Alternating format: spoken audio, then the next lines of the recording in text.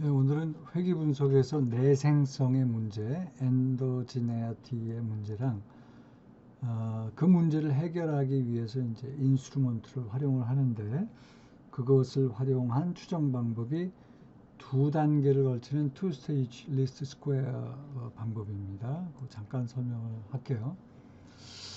우리가 이제 회귀 분석에서 중요한 가정 중에 하나는 이 독립 변수가 엑사저너스하고 non 스토캐스틱 해야 되는데 이것이 깨지는 경우가 독립 변수가 엔다저너스한 내생성 문제가 생길 때 깨지게 됩니다. 그런 경우가 지금 여기 세 개 소개가 되고 있어요. 요 세 개의 케이스는 조금 이따가 다시 설명을 하고요.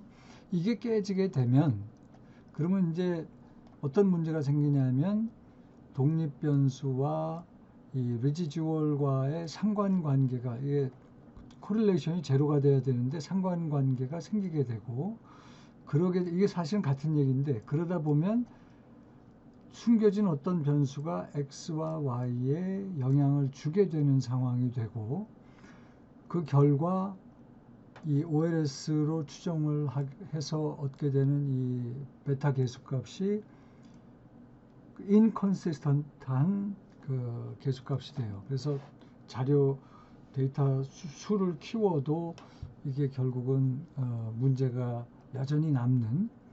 그래서 이 문제는 반드시 시정을 해야 된다. 그 시정하는 방법이 이제 두 단계에 걸친 two stage least square estimation이라는 거고 그 과정에서 인스트루먼트를 써야 된다는 건데 그 얘기는 조금 이따 하고 이게 이제 문제가 되는 세 가지 경우가 여기서는 제외된 독립변 omitted variable 케이스인데요. 예를 들어서 성적을 예측하는데 우리가 출석률 가지고 예측을 한다. 그러면은 여기에 독립변수가 제외된 독립변수가 있다는 거죠. 예를 들어서 motivation이라는 어떤 독립변수가 지금 여기에는 빠져 있는데 이 motivation은 X라는 출석률에도 영향을 주지만 X는 동시에 Y에도 영향을 준다는 거죠. 성적에도 모티베이션이 있는 사람과 없는 사람은 차이가 날 거 아니에요. 그럴 경우에 이 빠져있는 모티베이션이라는 제외된 독립 변수 때문에 이 X라는 변수가 엑사저너스하고 non-stochastic 하지 못하다는 거죠. 인다저너스 하다는 거예요.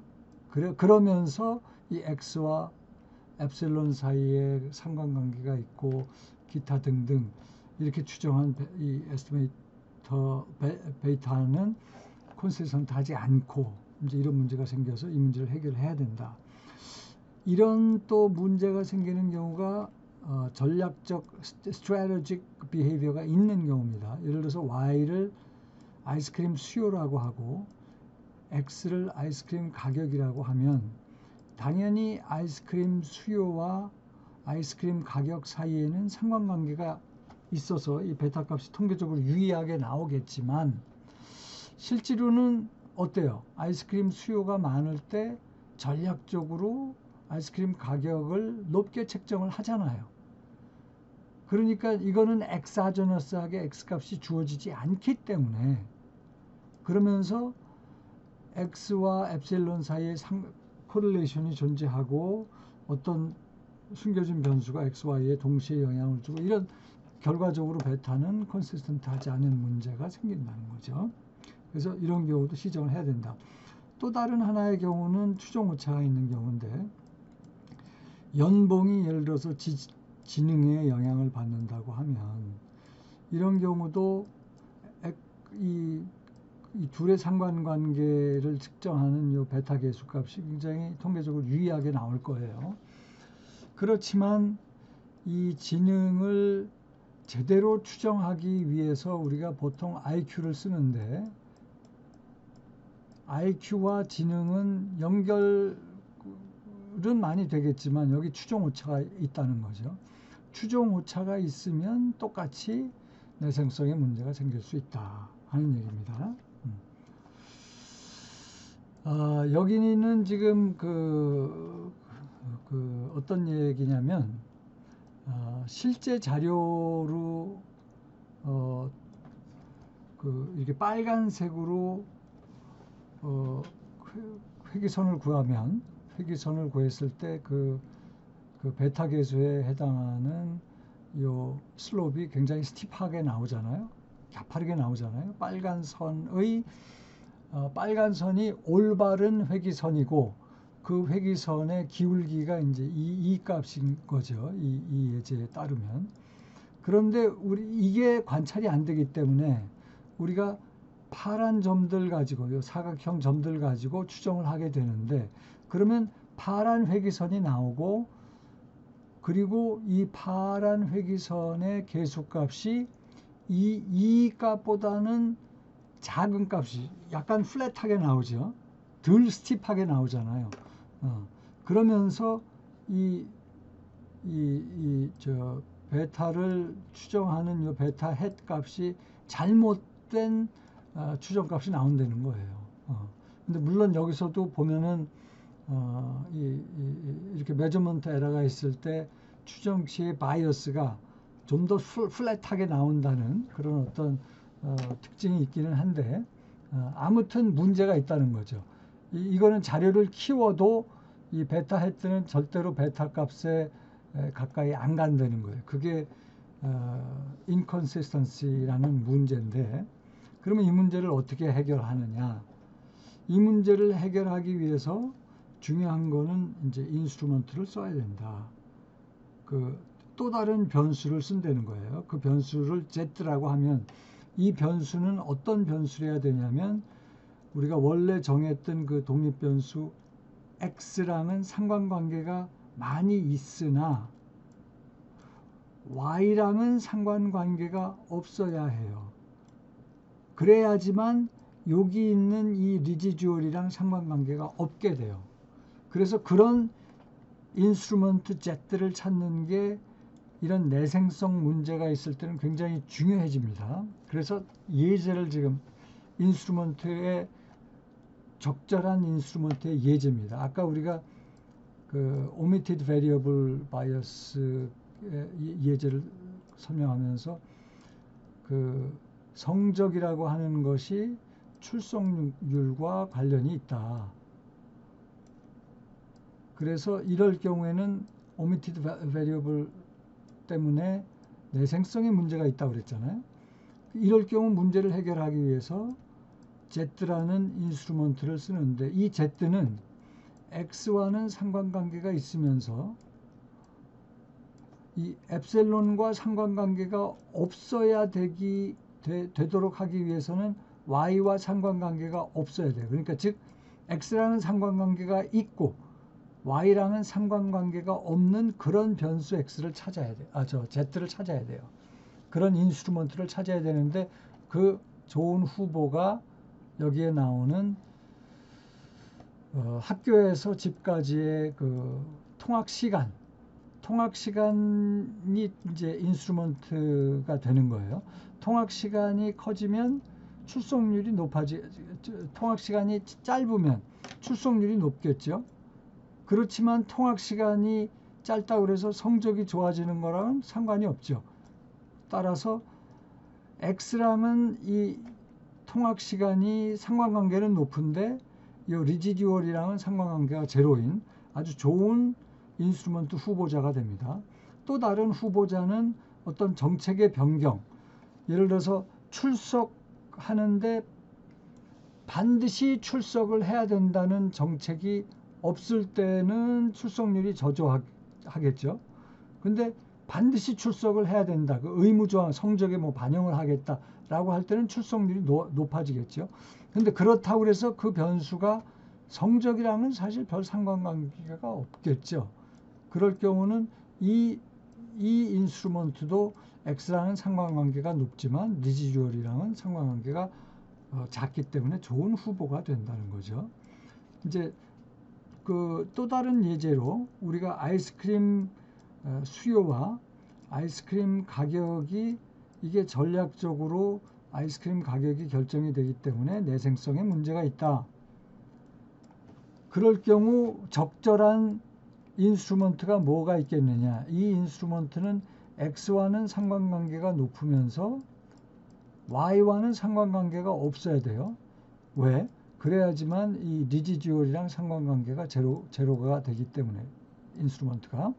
그런 후보자가 여기 몇 가지가 있는데 그 중에 제일 적절한 거는 아이스크림의 원료 가격이에요.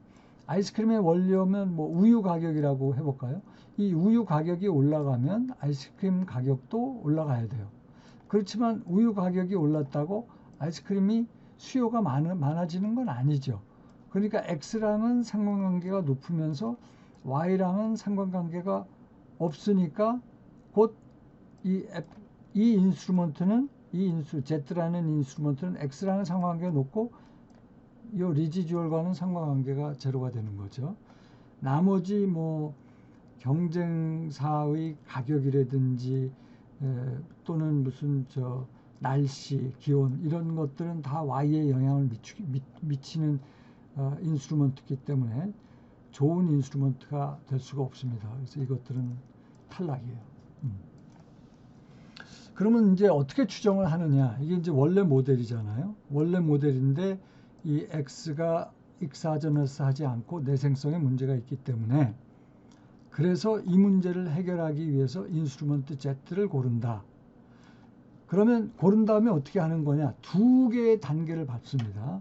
첫 번째 단계에서는 이 인스트루먼트 Z를 독립변수로 놓고 원래 이 독립변수였던 X를 종속변수로 놓고 회귀분석을 하는 거예요. OLS. 네. 그렇게 해서 X햇을 구하게 되는데 X햇은 뭐예요? 요 회귀분석을 하게 되면 그게 요거죠. 요거. 여기서 요 Z 곱하기 갬마로 표현된 게 X의 헤트가 되는 거예요. X의 헤트. 그러면 요 Z랑 요 A라는 리지듀얼은 서로 독립적이기 때문에 우리가 원래 갖고 있었던 X랑 요 엡실론은 서로 상관관계가 있지만 Z랑 이 N처럼 생긴 요 그리크 문자는 서로 독립적이고 상관관계가 없기 때문에 원래 있었던 문제가 자연스럽게 해결이 되면서 요 explain part X 해트가 생긴단 말이에요. X 해트는 요 게마에 해당하는 요 값에다가 Z를 곱해준 바로 요겁니다. 요거 빼고 나머지 파트. 요렇게 구한 X 해트를 독립변수로 놓고 이 원래 종속변수 Y에다가 회귀분석을 해서 계수값, 베타값을 구하면 끝나는 거예요. 이게 두 번째 OLS 회귀분석입니다. 그래서 첫 번째 한번 회귀분석을 해서 X햇을 구하고 이렇게 구한 X햇을